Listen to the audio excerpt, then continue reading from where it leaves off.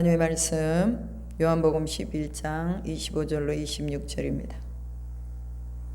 요한복음 11장 25절로 26절입니다.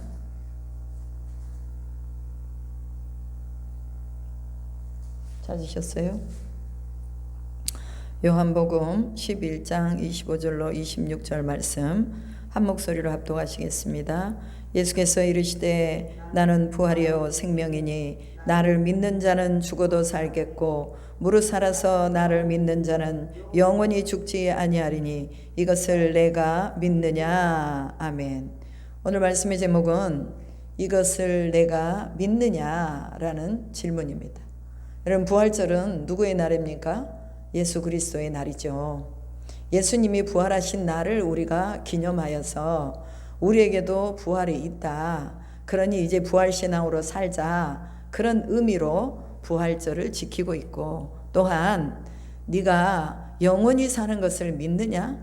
죽어도 사는 것을 믿느냐라는, 내가 믿느냐라는 질문을 하시는 날이 바로 부활주일입니다. 그래서 오늘 우리가 내가 정말 믿고 있는가? 내가 진정 예수 그리스도의 부활을 믿고 내가 부활하는 것을 믿고 있는가? 이것을 점검해 보는 날이 부활절입니다.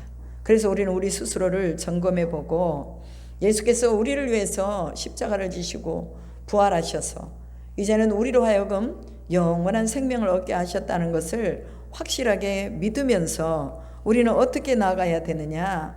곧 흔들리지 말고 주의 일에 항상 힘쓰는 자들이 되라 하고 고린도전서 15장 사도 바울이 마지막 말씀하신 것처럼, 그렇게 우리는 견실하고 흔들리지 말고 항상 주의 일에 힘쓰는 자들이 되며 이는 너희 수고가 주 안에서 헛되지 않을 줄 알미라, 이렇게 말씀하신 이 말씀을 붙들고 사는 것입니다.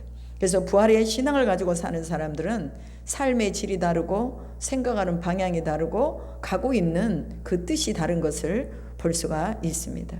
그래서 우리는 영원히 산다. 영원히 사는 것은 뭐냐? 죽어도 죽지 않는다, 그 말이에요. 그래서 죽음을 두려워하지 않는 거예요. 여러분, 죽음을 두려워하지 않는 사람이 인생의 어떤 고난이라도 두려워하겠습니까? 두려워하지 않죠. 여러분, 수많은 사람들은 홍해 앞에서 불평하고 원망하고 우리가 애굽에서 죽었다면 좋았을 것을 왜 여기까지 우리를 데리고 와서 우리를 죽게 하느냐라고 이 이스라엘 백성들이 홍해 앞에서 얼마나 원망했습니까? 그런데 모세는 하나님의 진로와 하나님의 방향을 알고 있었어요. 부활의 주님을 알고 있었습니다. 그렇기 때문에 잠잠해라, 너희는 가만히 있어라, 하나님의 행하시는 일을 보아라, 그러면서 하나님이 또 오른손에 그 지팡이를 들어서 그 물 앞으로 내리라 할 때에 그대의 돌을 내렸더니 물이 갈라져서 또 이 물이 벽이 되고, 그 다음에 이 바닥이 다 동풍으로 인해서 그 바닥을 다 말려서 마른 땅을 홍해를 건너갔다라는 이스라엘 백성들의 역사적인 기록이 있습니다. 여러분, 수많은 이 60만 장전들을 이끌고 간 모세는 누구만 바라봤어요? 하나님만 바라보았습니다. 하나님만 바라보니, 하나님의 음성만 들으니, 하나님의 말씀만 들으니 그가 흔들리지 않고 또 이스라엘 백성들을 끌고 가나안을 향해서 갈 수가 있었다는 것입니다. 여러분, 오늘 이와 같이 우리에게 부활신앙이 있다면 우리는 흔들리지 않습니다. 이미 우리의 죽음을 이겨놓으시고 사망의 머리를 밟으신 그 주님이 우리와 함께 있다는 것을 믿는 사람들은 바로 죽음의 문제에 명쾌한 해답을 가지고 있기 때문에 죽어도 죽지 않는 것입니다. 여러분, 인생에서 수많은 사람들이 이 죽음의 문제를 해결해 보기 위해서 많이 노력하고 있습니다. 요즘 한간에서 들리는 소리는 자신의 세포를 뽑아가지고 저장을 해놓는데요. 그러면은 지금 젊었을 때 자기의 세포를 뽑아서 저장을 해놓으면 자신이 80이 되고 90이 되었을 때 자기의 세포를 자기 속에 집어넣는데요. 그러면은 또 젊은 사람처럼 된다는 거예요. 그래서 제가 그걸 보면서, 야, 인간이 발악을 하고 있구나.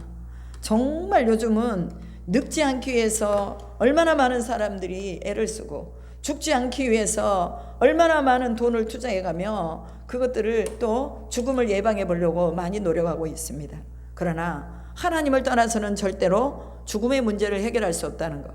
예수님을 따라서는 절대로 죽음의 문제를 해결할 수 없다는 거. 인류는 끊임없이 죽음의 문제를 해결해버리고 안간힘을 쓰지만 예수님을 따라서는 절대로 죽음의 문제를 해결할 수 없다는 것이 바로 명답인 것입니다.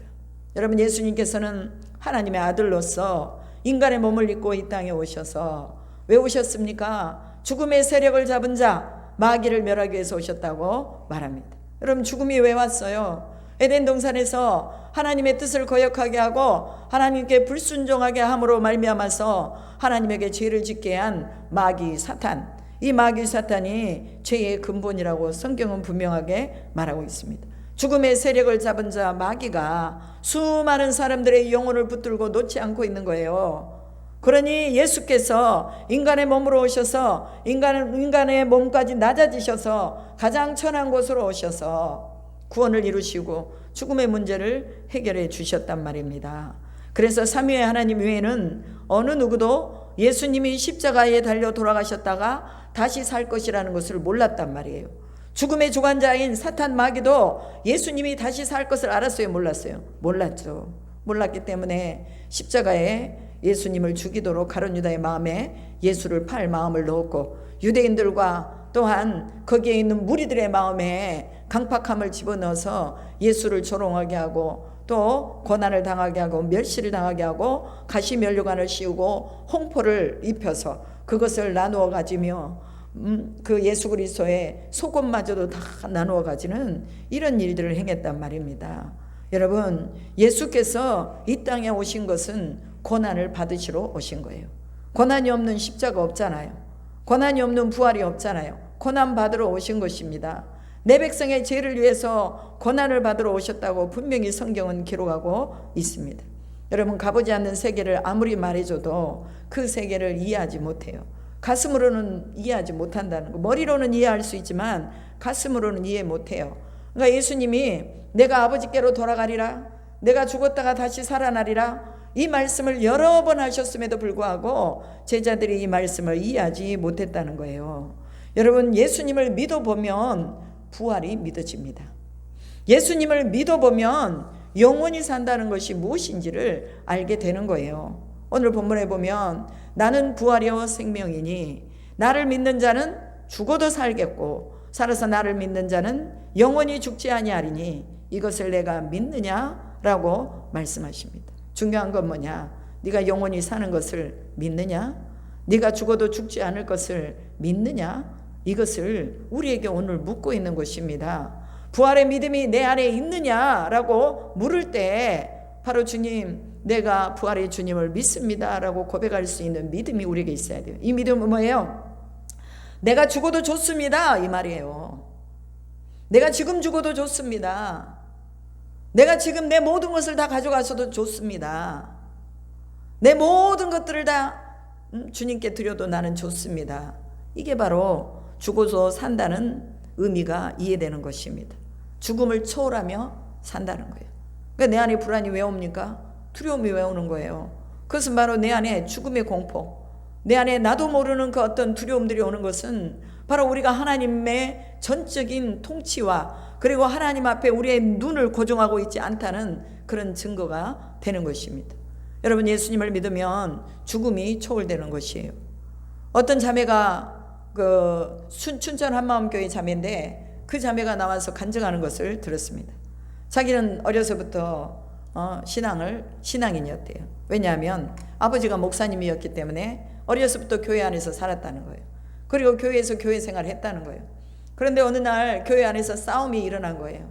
장로들이 아버지의 멱살을 잡고 강대상에서 끌어내리고, 그러면서 이제 교회 안에서 분열이 일어나고 싸우면서 자기는 결단을 딱 내린 거예요. 하나님 없다. 야, 하나님 없다. 교회가 하나님 없다. 하나님이 어디 있느냐? 하나님이 있으면 교회 안에서 이렇게 싸움박질이 일어나겠느냐? 그러면서 자기 마음에는 하나님이 없다 하고 살았다는 거예요. 그리고 할머니는 맨날 기도하면서 야야 그래도 하나님 살아계신다. 인간이 부족하지 하나님은 완전하신 분이다. 하나님 살아계신다. 너 하나님 믿어야 된다 라고 말했지만 자기 마음속에는 그게 믿어지지가 않는 거예요.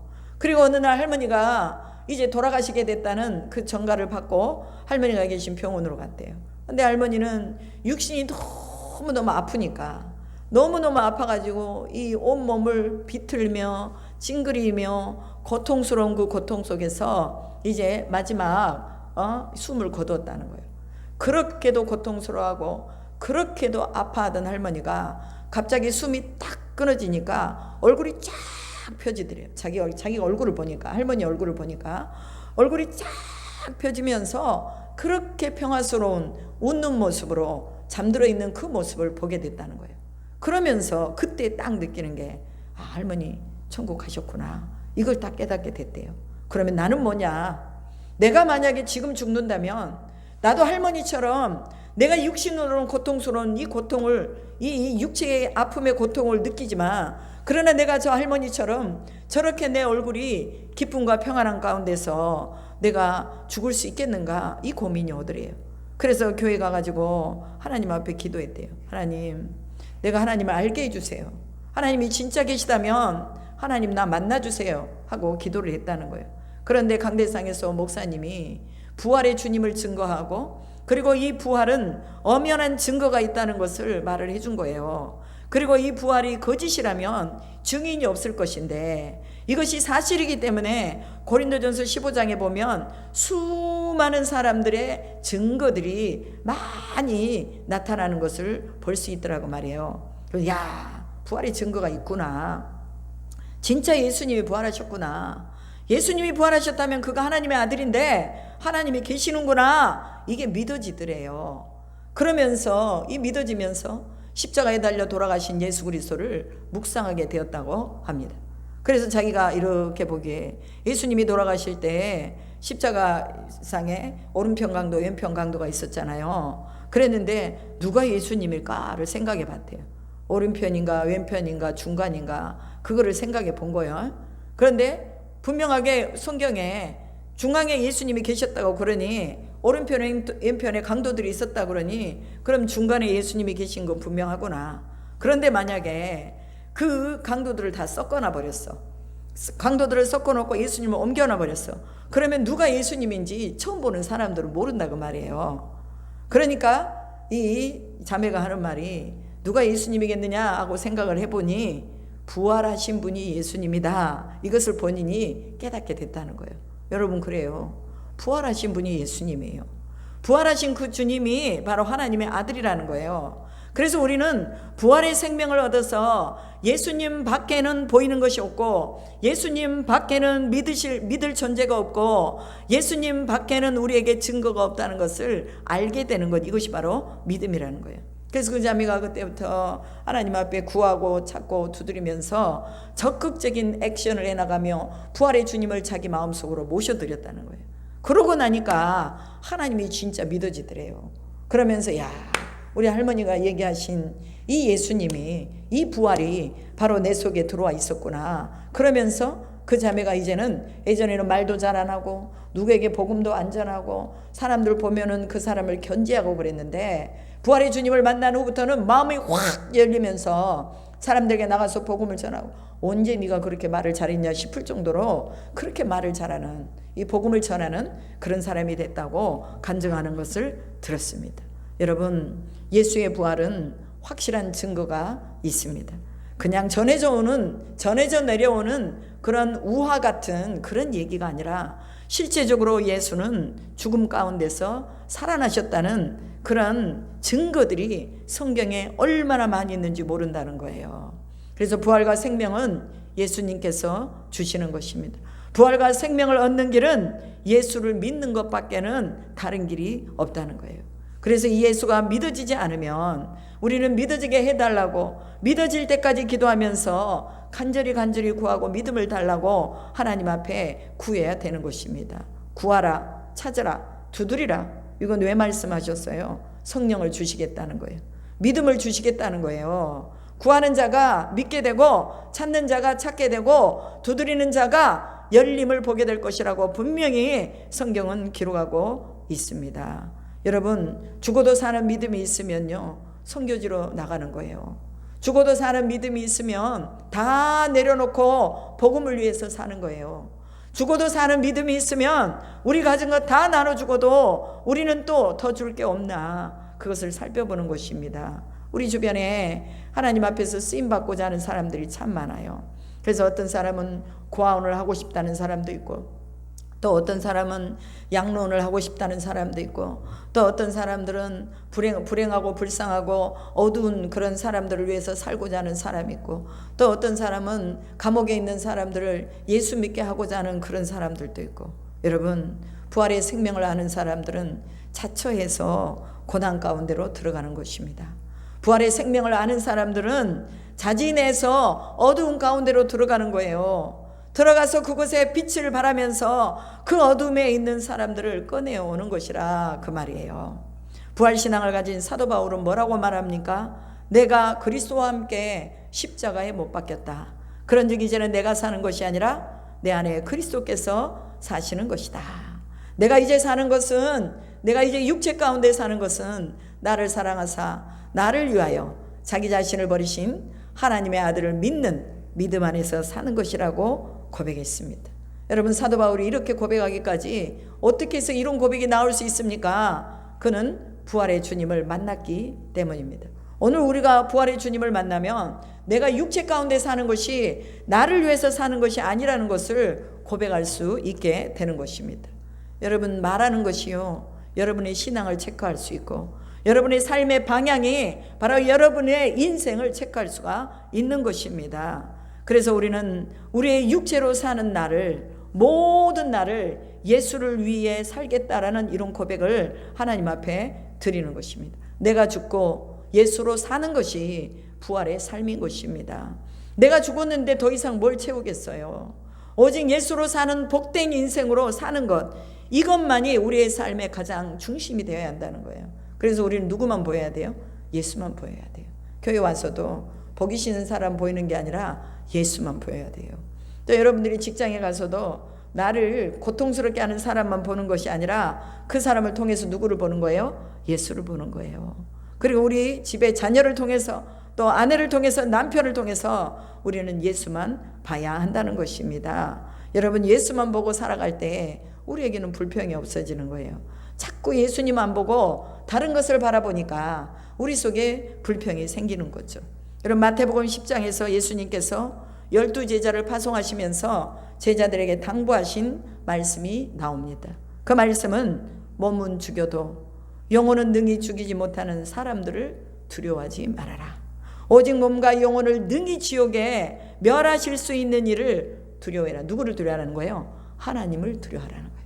하나님만 두려워하고, 너희들 사람 두려워하지 말아라. 사람 두려워하지 말아라. 사람들은 너희 몸을 죽일 수는 있으나 너희 속에 있는 영은 죽이지 못한다. 그러니 사람 두려워하지 말고 하나님 두려워해라. 하나님 두려워하라는 말은 무슨 말이에요? 두렵고 떨림으로 이 복음을 이루라는 거예요.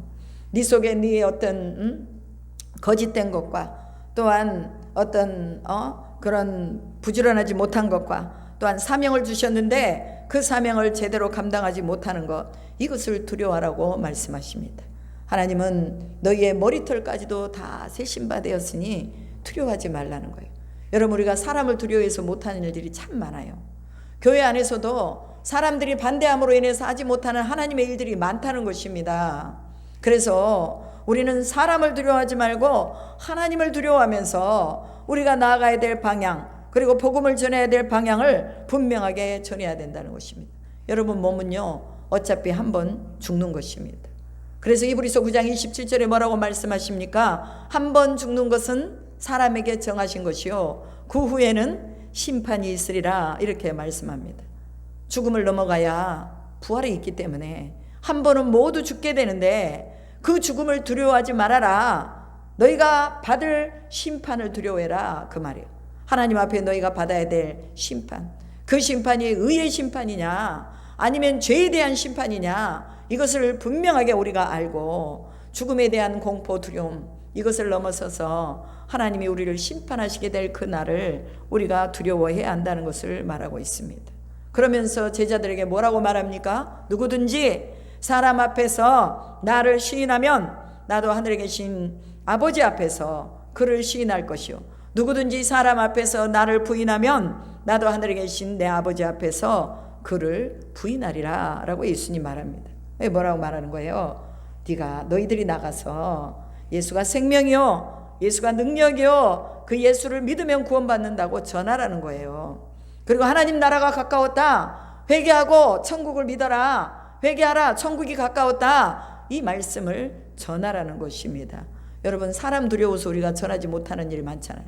그리고 사람 얼굴을 딱 보면서 저 사람은 좀 우리가 복음을 전할 때, 내가 복음을 전할 때 저 사람은 좀 선하게 생겼으니 받아들일 것 같아, 그래서 전하는 사람이고, 어떤 사람은 등치도 크고 막 우락부락하게 생겼으니까 그 사람 보면 왠지 나가서 한마디 하면 좀 주먹이 한 대 날라올 것 같아, 그러니까 전하지 못하고, 이런 경우들도 있죠. 그리고 사람들이 한마디 딱 했을 때 무슨 그런 소리를 하냐고, 예수가 어딨냐고, 너희들이나 잘 믿고 니네들 가고자 하는 니네들 천국이나 가라고, 나는 내가 알아서 갈 테니까, 그러고 한번 소리를 꽉 지르면 우리는 두려움이 따오잖아요. 그래도 하나님 사랑하십니다. 그래도 하나님 믿어야 됩니다. 그래도 하나님 앞에 나와야 됩니다. 그래도 예수 믿어야 됩니다 라고 말하라는 거예요. 나를 시인하라는 것은 말하라는 거예요. 말하라는 거. 가서 복음 전하라는 거예요. 가서 예수 전하라는 거예요. 당신에게 부활이 있다는 걸 말하라는 거예요. 그래서 사람을 두려워하지 말고 하나님을 두려워해라.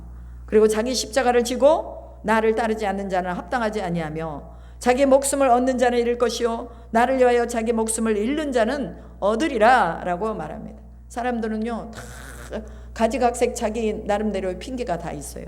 나는 이래서 오늘 기도하러 못 갔고, 나는 저래서 오늘 예배하러 못 갔고, 나는 이래서 오늘 부활절을 못 지키고, 나는 저래서 오늘 뭐 어디 가야 되니까 교회 못 나오고, 이런 일들이 얼마나 많습니까? 그런데 자기 십자가를 지고 나를 따르라는 것은 무슨 말입니까? 내 일은 내려놓고 뭐를 하라는 거예요? 하나님 일에 중심적으로 우선적으로 두고 나가라는 것입니다.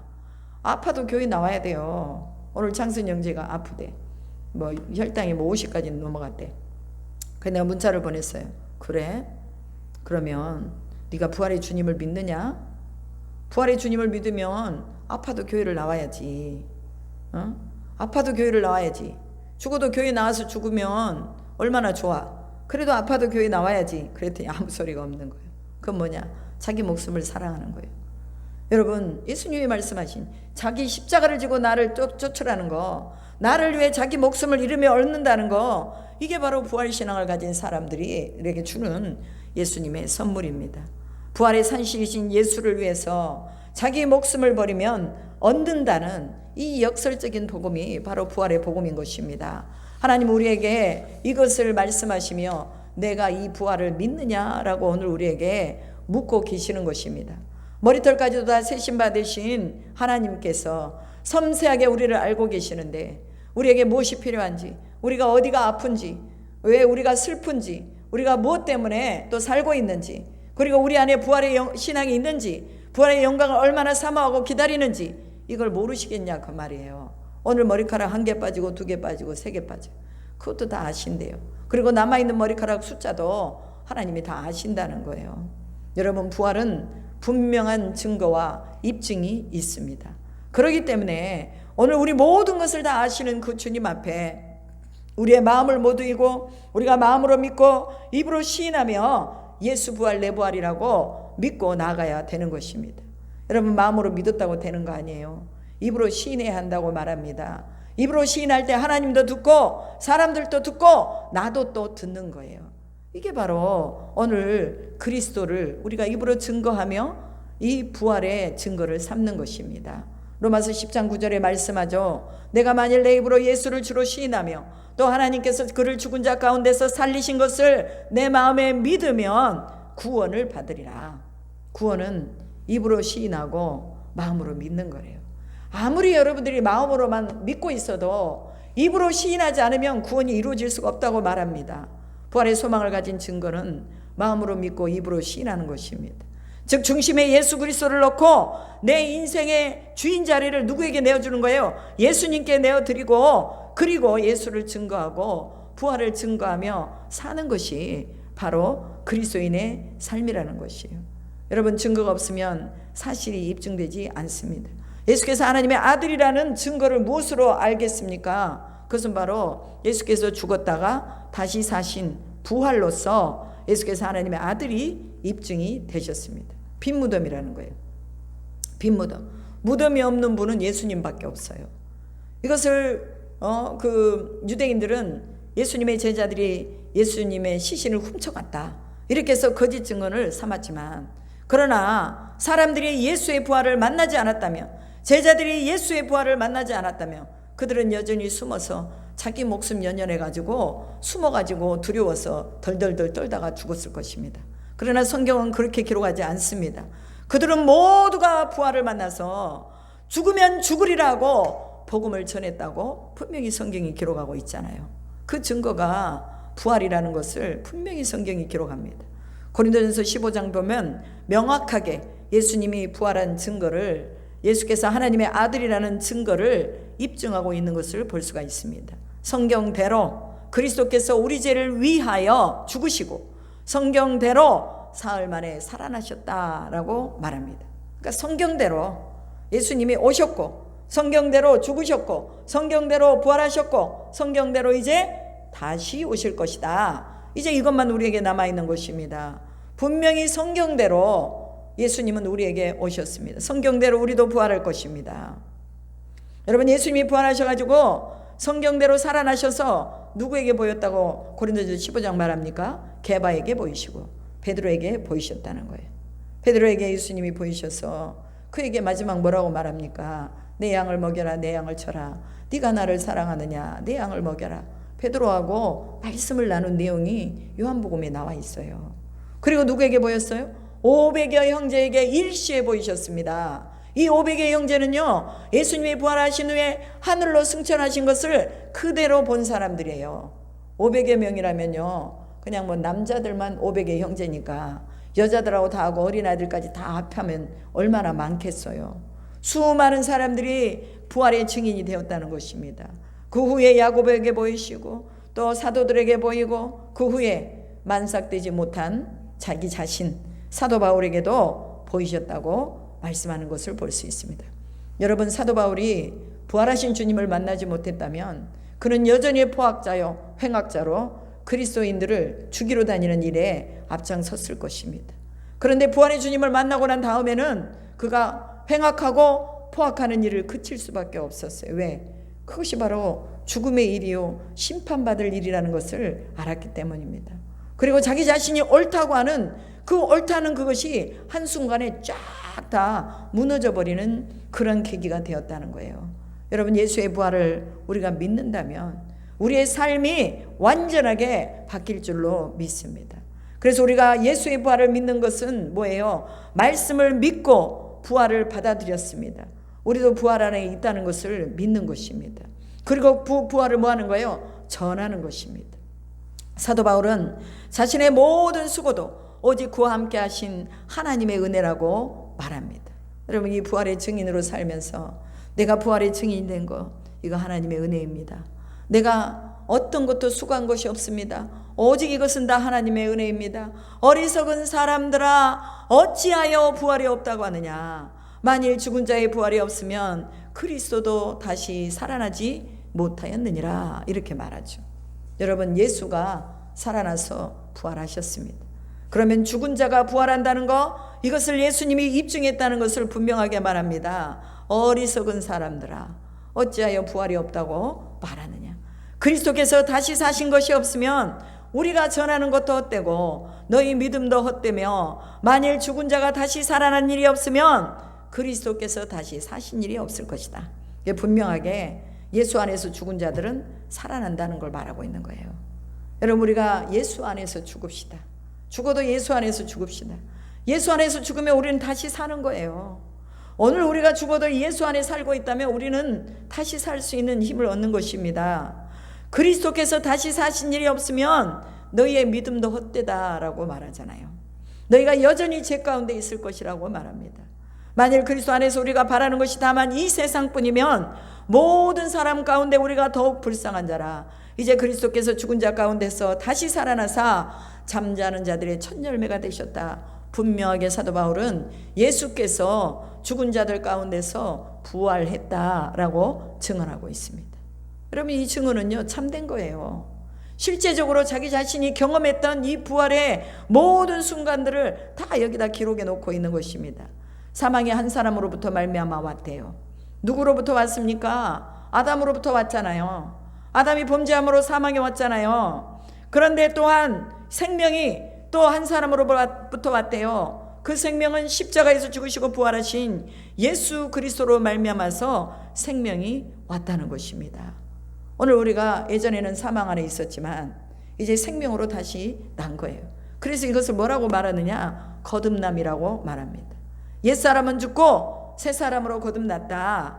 내가 사망에서 죽을 수밖에 없었지만 생명으로 거듭났다. 이 거듭남이 바로 부활 안에 사는 삶이라는 것입니다.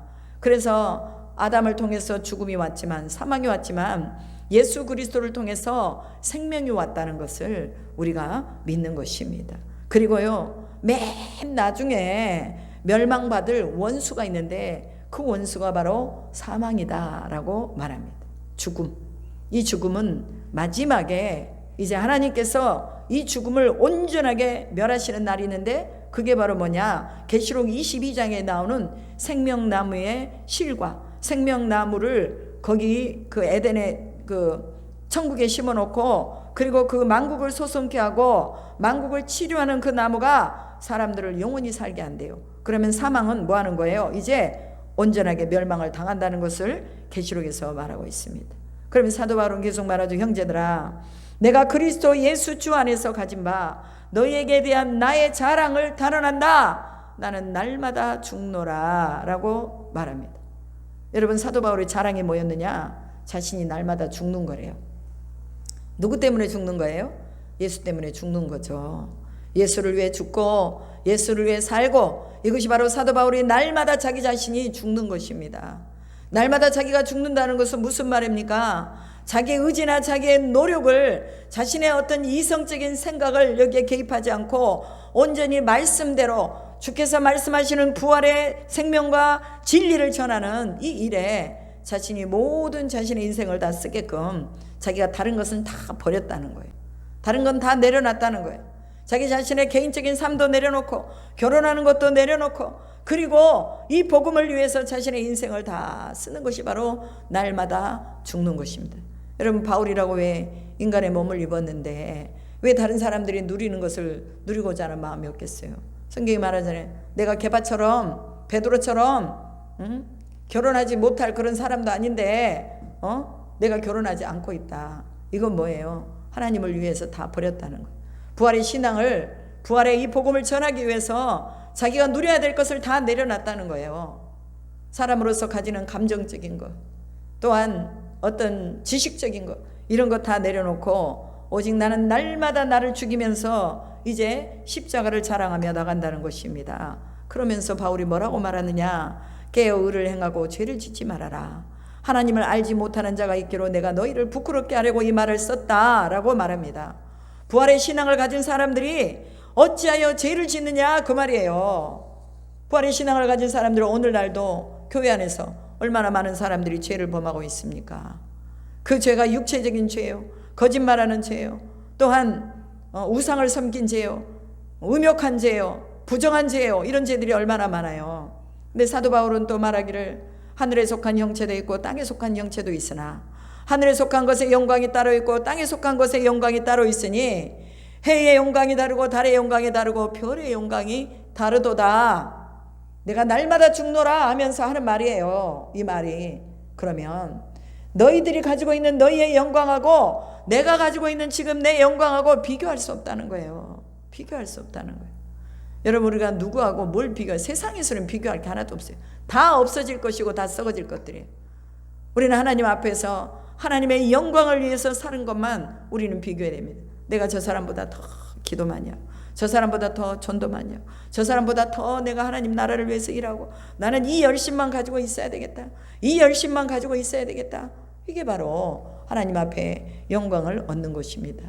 여러분, 사람마다 다 영광이 다릅니다. 하나님 영광이 달라요. 여러분의 영광이 다르고 저의 영광이 다릅니다. 또한 우리 자녀의 영광이 다르고 여러분 자녀의 영광이 다르다는 거예요. 하나님 안에서 우리의 영광 누가 측정합니까? 하나님이 측정하십니다. 부활의 소망을 가진 자들, 이 부활의 영광을 가진 자들은 분명하게 하나님이 영광스러움을 더 강력하게 입혀주실 것을 믿습니다. 여러분, 죽은 자의 부활도 그와 같으니 썩을 것으로 심고 썩지 아니할 것으로 다시 살며, 욕된 것으로 심고 영광스러운 것으로 다시 살며, 약한 것으로 심고 강한 것으로 다시 살아나며, 육의 몸으로 심고 신령한 것으로 다시 살아나니 육의 몸이 있은즉 또한 영의 몸이 있느니라 라고 말합니다. 여러분, 우리 안에 영의 몸이 있어요. 그럼 이 영의 몸은 뭐 해야 돼요? 부활체로 살아가는 거예요. 지금 우리가 육의 몸은 이 세상에 살지만 영의 몸은 부활체로 살아가는 거예요. 부활의 영광 안에서 사는 것입니다. 하나님을 영광스럽게 하면서 사는 것입니다. 첫사람 아담은 살아나는 영이 되었다면 마지막 아담은 살려주는 영이 되었대요. 살려주는 영. 그래서 이 마지막 아담을 예수 그리스도라고 말하고 있습니다. 첫사람 아담은 땅에서 태어나서 죄 가운데서 흙에 속한 자이지만 둘째 사람 아담은 하늘에 속한 자로 오셨다는 거예요. 무릇 흙에 속한 자는 저 흙에 속한 자와 같고 무릇 하늘에 속한 자들은 이와 같으니 우리가 흙에 속한 자의 형상을 입은 것 같이 하늘에 속한 자의 형상을 입으리라. 하늘에 속한 자의 형상은 뭡니까? 부활의 영광 안에 들어가는 것입니다. 그러면서 형제들아, 혈관 육은 하나님 나라를 이어받을 수 없고 또한 썩는 것은 썩지 아니할 것을 유업으로 받지 못하느니라. 보라, 내가 너희에게 비밀을 말하노니 우리가 다 잠잘 것이 아니요 마지막 나팔에 순식간에 호련히 다 변화되리니 나팔 소리가 나매 죽은 자들이 썩지 아니할 것으로 다시 살아나고 우리도 변화되리라. 이 썩을 것이 반드시 썩지 아니할 것을 입겠고 이 죽을 것이 반드시 죽지 아니함을 입으리라 라고 사도 바울이 분명하게 부활에 대해서 얘기하고 있습니다. 여러분, 마지막 나팔에 순식간에 호련히 다 변화된대요. 이 말씀이요, 계시록에 나와 있어요. 계시록 8장부터 14장까지 나팔 재앙을 기록하고 있습니다. 6장을 할애해서, 즉 8장, 9장, 10장, 11, 12, 8, 9, 10, 11, 12, 13, 14장까지죠. 14장까지 나팔 재앙이 기록됐는데 이 7장까지를 할애해서 나팔 재앙을 기록한 이유가 있어요. 그리고 마지막 나팔을 불죠. 여기 보니까 마지막 나팔에 순식간에 호련히 변화되리니 라고 나왔는데 이 마지막 나팔을 계시록 11장에서 불거든요. 11장에서 불 때에 그리스도의 나라가 열어지는 것을 보게 됩니다. 그리고 24장로들이 하나님께 경배하고 감사하면서 그 하나님이 왕이심을 고백하고 또한 하나님의 성전이 열리면서 언약궤가 보여지는 것을 볼 수 있어요. 이 마지막 나팔, 호련히 변화된다, 이 말씀이 바로 마지막 나팔을 불 때 뭐가 열리는 거예요? 천국이 열린다라는 것을 계시록에서 분명히 보여주고 있습니다. 그리고 계시록 12장에 보면 밤낮 참소하는 자들이 쫓겨나가고 어린 양의 피와 자기들이 증언하는 말씀이 이겼으니 그들은 죽기까지 자기 생명을 아끼지 아니했다. 즉 자기 생명을 아끼지 아니하고 예수 안에서 죽음을 본 자들이 이제 그 어린 양과 함께 언약궤 앞에 있다는 것을 보여주고 있습니다. 그리고 계시록 14장에서 15장에는 속량함을 입은 14만 4천 성도에 대해서 보여주고 있고, 그리고 그들의 입에는 거짓이 없고 흠이 없는 자들이었다, 이렇게 말하고 있죠.